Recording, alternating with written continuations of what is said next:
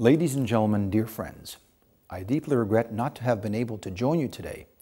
However, I am keen to address you these few words of support and encouragement. The issue bringing you together today, water in the Mediterranean, is indeed one on which I focus my efforts most intensely, especially with my foundation. Because the water issue in our region, but also in other volatile areas of the planet, concentrates the majority of the matters that determine the future of our world. Whether it be food security, environment, development, peace, or public health, nothing sustainable can be built if we do not succeed in implementing more reasonable and more sustainable water resources management. I would like to remind you that the populations known as water poor, in other words, below 1,000 cubic meters per capita per year, currently represents 180 million people on the Mediterranean basin and are expected to increase by 100 million within the next 20 years.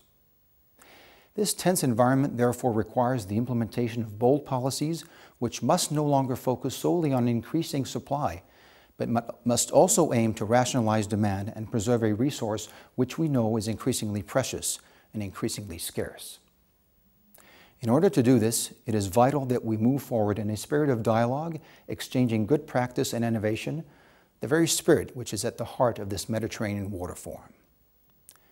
The water issue affects the organization of every society, the very life of individuals too deeply for its future to be regulated solely by large-scale vertical decision-making.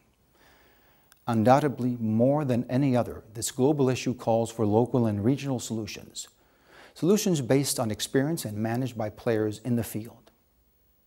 Whether it be governance, sanitation, technological innovation, integrated resources management, adaptation to climate change, or training, this is the purpose of the program that brings you together today. And I believe that the diversity of the topics on the agenda, as well as the quality of the participants in these days of exchange, is a guarantee of this program's success.